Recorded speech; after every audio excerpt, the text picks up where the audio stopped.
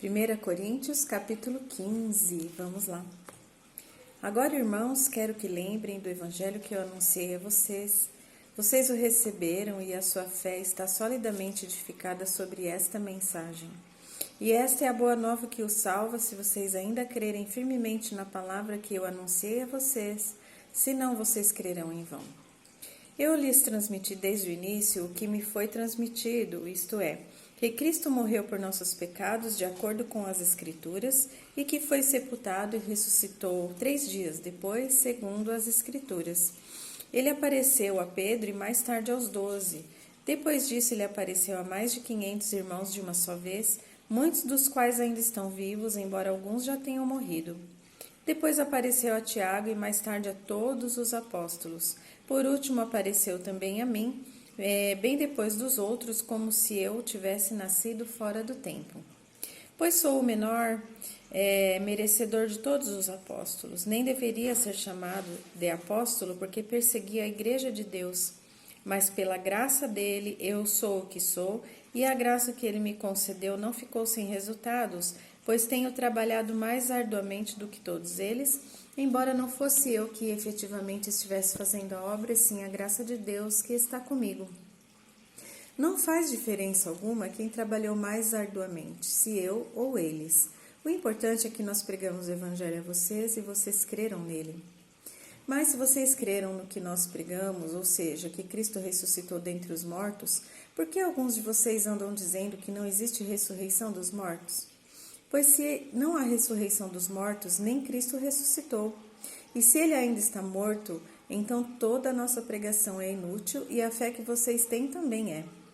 E nós, os apóstolos, seremos todos considerados falsas testemunhas de Deus, porque dissemos que Deus ressuscitou Cristo, e isto logicamente não é verdade se os mortos não ressuscitam. Se eles, os mortos, não ressuscitam, então Cristo também não ressuscitou. E se Cristo não ressuscitou, a fé que vocês têm é inútil e vocês ainda estão sob condenação dos seus pecados. Neste caso, todas as pessoas que já morreram em Cristo estão perdidas. E se o fato de sermos servos de Cristo só nos traz esperança para esta vida, então somos os mais infelizes de todos os homens. Mas o fato é que Cristo realmente ressuscitou dentre os mortos e tornou-se o primeiro entre muitos dos que já morreram. A morte veio ao mundo por meio de um só homem, e a ressurreição dos mortos também veio por meio de um só homem. Pois assim como todos morrem em Adão, assim também todos serão vivificados em Cristo. Cada um, entretanto, por sua vez, Cristo primeiro, depois, quando Cristo voltar, todo o seu povo viverá de novo.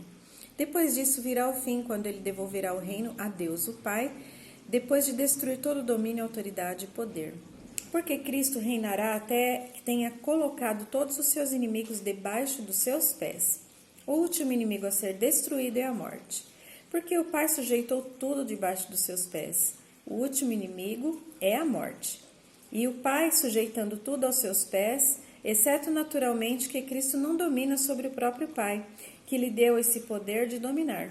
Quando Cristo finalmente tiver ganho a batalha contra todos os seus inimigos, então o próprio Filho também se colocará sob as ordens daquele que lhe deu a vitória sobre todas as coisas, para que Deus seja tudo em todos. Se os mortos não ressuscitam, o que farão aqueles que se batizam pelos mortos? Por que batizar-se pelos mortos se eles não ressuscitarão algum dia?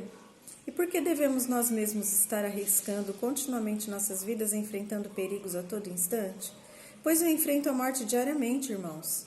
Isso é tão verdadeiro quanto o meu orgulho em ver o crescimento de vocês em Cristo Jesus, nosso Senhor. Que vantagem há em lutar contra os animais selvagens em Éfeso, se é só somente pelo que eu ganho nesta vida aqui na terra? Se é verdade que os mortos não ressuscitam, façamos conforme diz o ditado: comamos e bebamos, porque amanhã morreremos. Não se deixem enganar. As más companhias corrompem os bons costumes. Tomem juízo e deixem de pecar. Para sua vergonha, eu lhes digo que alguns de vocês nunca realmente conheceram a Deus.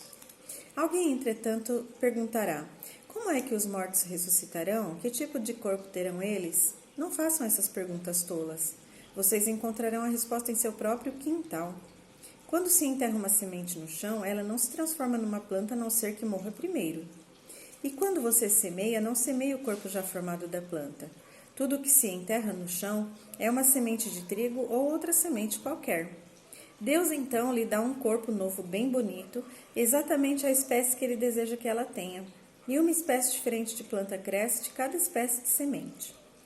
Tal como há tipos diferentes de sementes e plantas, assim também há espécies diferentes de carne. Os homens, os animais, os passarinhos, os peixes, todos têm uma espécie de carne diferente. Há corpos celestes e terrestres, sendo a beleza dos celestes diferente da beleza dos terrestres. O sol tem uma espécie de esplendor, enquanto a lua e as estrelas têm outra espécie. E as estrelas diferem umas das outras em sua beleza e seu brilho. De igual modo será com a ressurreição dos mortos. O corpo que é semeado é mortal, mas quando ressuscita é imortal. Os corpos que agora possuímos causam-nos desonra, mas estarão cheios de glória quando ressuscitarmos. Eles são semeados em fraqueza, porque agora são corpos mortais, mas quando ressuscitarmos, eles estarão cheios de força. Quando morrem são apenas corpos humanos, porém quando ressuscitam são corpos espirituais. Como existem corpos naturais, assim também há corpos espirituais. As Escrituras nos dizem que o primeiro homem Adão recebeu um corpo humano natural, mas o último Adão é mais do que isso, pois ele é espírito vivificante. Nós temos primeiramente estes corpos humanos, e mais tarde Deus nos dará corpos espirituais. O primeiro homem foi feito do pó da terra, mas o segundo veio dos céus. Todo ser humano tem um corpo terreno, mas todos quantos passar a pertencer a Cristo terão um corpo celestial. Tal como cada um de nós tem agora um corpo igual ao de Adão, assim também algum dia teremos um corpo igual ao de Cristo. Digo-lhes isto, meus irmãos, um corpo terreno feito de carne e sangue não herdará o reino de Deus. Esses nossos corpos mortais não podem herdar o que é imortal. Eis que eu lhes estou contando este segredo maravilhoso. Nem todos morreremos, porém todos seremos transformados. Tudo acontecerá num instante, num piscar de olhos, quando for tocada a última trombeta.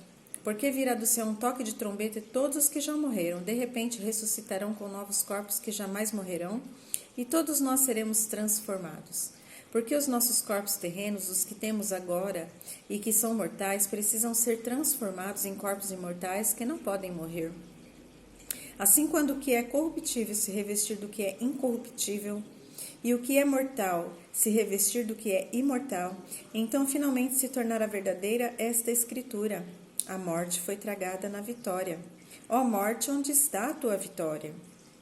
Onde está, ó morte, o seu aguilhão? O aguilhão que causa a morte é o pecado, e a força do pecado é a lei. Como agradecemos a Deus por tudo isso? É Ele quem nos faz vitoriosos por meio de Jesus Cristo, nosso Senhor.